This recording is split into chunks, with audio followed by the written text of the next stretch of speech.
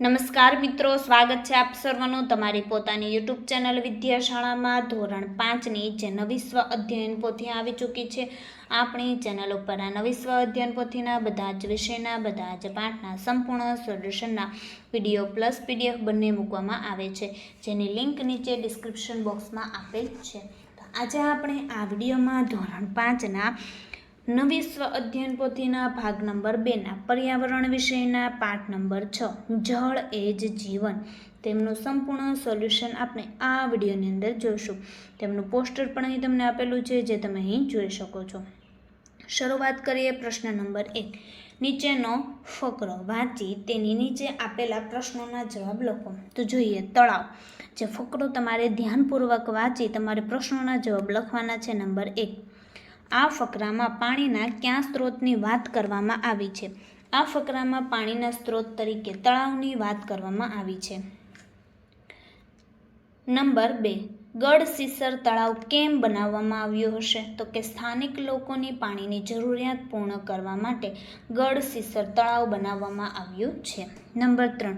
તમારા ગામની વાવ, તળાવ કે ગામ પાસેથી પસાર થતી નદીનું નામ લખો.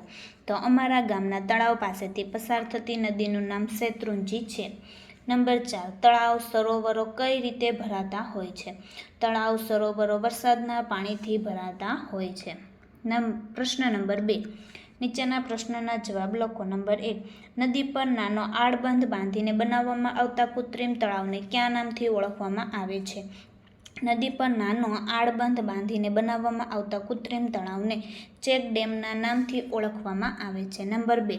વડીલો પાસેથી જાણો કે તમારા ગામમાં ભૂતકાળમાં જ્યાં તળાવ કે તલાવડી હતી ત્યાં આજે શું છે? તો કે અમારા ગામમાં ભૂતકાળમાં જ્યાં તળાવ કે તલાવડી હતી ત્યાં આજે મકાનો અને ખુલ્લા મેદાનો થઈ ગયા છે. નંબર 3. તળાવોનો ઉપયોગ પાણી સંગ્રહ માટે ના કરવામાં આવે તો ભવિષ્યમાં શું થાય? તો કે તળાવનો ઉપયોગ પાણી સંગ્રહ માટે ના કરવામાં આવે તો તળાવ ધીરે ધીરે બુરાઈ જાય છે. તળાવની વચ્ચે ઘણી બધી ઇમારતો અને બહુમાળી મકાનો બની જાય છે. ત્યાર પછી આ તળાવમાં પાણી ભરાતું નથી અને વરસાદનું પાણી વહી જાય છે અને વેડફાઈ જાય છે. નંબર 4. તળાવમાં કઈ કઈ વનસ્પતિઓ અને જળચર જીવો જોવા મળે છે તે વડીલો પાસેથી જાણો અને લખો. તો કે કમળ, જળકુંભી, ઝૂલસાંગી, સિંગોડા, લીલ વગેરે જેવી વનસ્પતિઓ અને માછલીઓ, દેડકો, જળબિલાડી, સાપ, કાચબો, ઝીંગા, જળકીડા વગેરે જેવા જળચર જીવો તળાવમાં જોવા મળે છે. પ્રશ્ન નંબર 3. વરસાદ પડે ત્યારે તેનું પાણી ક્યાં ક્યાં જાય છે તે વિગતવાર જણાવો.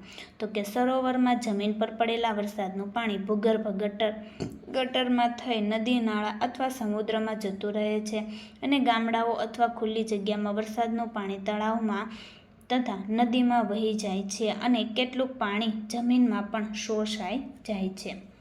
પ્રશ્ન નંબર 4. તમારા ઘરના વડીલો પાસેથી જાણીને લખો કે તેઓ પાણી કેવી રીતે મેળવતા હતા. તો કે પહેલાંના સમયમાં અમારા ઘરમાં વડીલો પીવાનું પાણી ગામના કૂવામાંથી સિંચીને લાવતા હતા, જ્યારે વપરાશ માટેનું પાણી નદી કે તળાવમાંથી લાવવામાં આવતું હતું. ખેતરમાં સિંચાઈ માટે ખેત તલાવડીઓ બનાવતા હતા. આ ઉપરાંત ખેતરમાં કૂવો પણ બનાવવામાં આવ્યો હતો. આમ વડીલો વિવિધ રીતે પાણી મેળવતા હતા. વિદ્યાર્થી મિત્રો, ધોરણ 3 થી 8 ની જે નવી સ્વ અધ્યયન પોથી આવી છે 2024-25, જેમાં બધા જ ભાગના તમામ વિષયના સોલ્યુશનની તમે પીડીએફ અને બુક મેળવી શકો છો. અહીં બુક મેળવવા માટે કોન્ટેક્ટ નંબર ઉપર કોન્ટેક્ટ કરી શકો છો અને પીડીએફ આપણે ઓશન કોચિંગ ક્લાસીસ જે એપ્લિકેશન પરથી મેળવી શકો છો. પ્રશ્ન નંબર 5. નીચે પાણીને લગતા કેટલાક સૂત્રો આપ્યા છે, તેમાં ખૂટતા શબ્દો લખી પૂરો કરો. નંબર 1. ખાલી જગ્યા એ જ જીવન, જળ. નંબર 2. વૃક્ષો વાવો, ખાલી જગ્યા લાવો, વરસાદ. નંબર 3. ખાલી જગ્યાને બચાવો, તે તમને બચાવશે, પાણી. નંબર 4. ખાલી જગ્યા અને વાણી વિચારીને વાપરો, પાણી અને વાણી. પ્રશ્ન નંબર 6. તમારા વિસ્તારમાં પાણીને લગતા કોઈ તહેવાર ઉજવાતા હોય, ગીત, મેળા, ઉત્સવ કે સામાજિક રિવાજ હોય તો તેના વિશે જાણીને લખો. તો પાણીને લગતા તહેવારો હોળી, ધૂળેટી અને જન્માષ્ટમી છે. તો ગીત અહીં તમને આપેલું છે. કેસુડાની કળીએ બેસી ફાગણિયો લહેરાયો, આવ્યો ફાગણિયો રૂડો ફાગણિયો, રંગભરી પિચકારી ઉડે હૈયે હરખના માયો, અબીલ ગુલાલ ગગનમાં ઉડે વ્રજમાં રાસ રચાયો. આવ્યો ફાગણિયો રૂડો ફાગણિયો. સામાજિક રિવાજો. અમારા ગામમાં વસંત પંચમીના દિવસે ખેડૂત વર્ગ પોતાના ખેતર પાસે કે તળાવના કિનારે પૂજા કરે છે અને પાણીનો સદુપયોગ થાય તે માટે પ્રાર્થના કરે છે. પ્રશ્ન નંબર 7. નીચે આપેલા યંત્રોના નામ લખો. તે પૈકી પાણી અલેચવાના તમે જોયેલા યંત્રો વિશે વર્ગમાં ચર્ચા કરો અને બાકી રહેતા સાધનો વિશે શિક્ષક કે વડીલ પાસેથી જાણકારી પ્રાપ્ત કરો. તો જોઈએ, પેલું છે ડંકી, ગરગડી, monoblock machine, માસડી મંડાણ, submersible pump, cos પદ્ધતિ, ત્યાર પછી મોટર, પવનચક્કી, જનરેટર પંપ. પ્રશ્ન નંબર 8. પહેલાંના જમાનામાં વટેમાર્ગુ કે મુસાફરો માટે પીવાના પાણીની શું વ્યવસ્થા હતી અને અત્યારે શું વ્યવસ્થા છે તે જાણીને લખો. વોટર બોટલ, કૂવો, મશક, પરબ, લોટો અને દોરી, વોટર જગ, મોટર પંપ અને વાવ. તો પહેલાં કૂવો, મશક, પરબ, લોટો અને દોરી અને વાવની વ્યવસ્થા હતી. અત્યારે વોટર બોટલ, વોટર જગ અને મોટર પંપની વ્યવસ્થા છે.